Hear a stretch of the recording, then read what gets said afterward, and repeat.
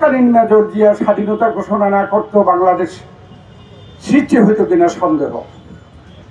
তাই বাংলাদেশ প্রতিষ্ঠা আর শহীদ জিয়াউর রহমানের স্বাধীনতার ঘোষণার সাথে কোনো রকমের এটাকে ভিন্ন খাতে কোনো প্রবাহিত করার সুযোগ নাই। এটা একটা আরেকটার সাথে ওতপ্রোতভাবে জড়িত।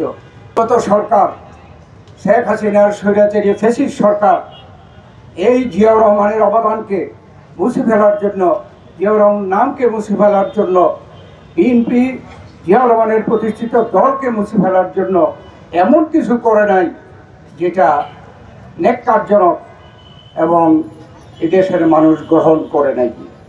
শহীদ জিয়াউর রহমান শুধু স্বাধীনতার ঘোষণা নয়, যুদ্ধ করেছেন সম্মুখ সমরে। উনি সেক্টর কমান্ডার ছিলেন। যখন বাংলাদেশে প্রথম মুক্তিযোদ্ধারা একটি ডিভিশন, এটাকে ফোর্স নাম দিয়েছিল, করতে পেরেছিল, তখন সেই ফোর্সের নাম, প্রথম ফোর্সের নাম হচ্ছে জিয়াউর রহমানের নামে জেড ফোর্স। তার অধিনায়ক হিসাবে তিনি মুক্তিযুদ্ধ পরিচালনা করেছেন এবং এদের স্বাধীন করে তিনি সেনাবাহিনীতে চলে গিয়েছিলেন। তার কোনো উচ্চাশা ছিল না।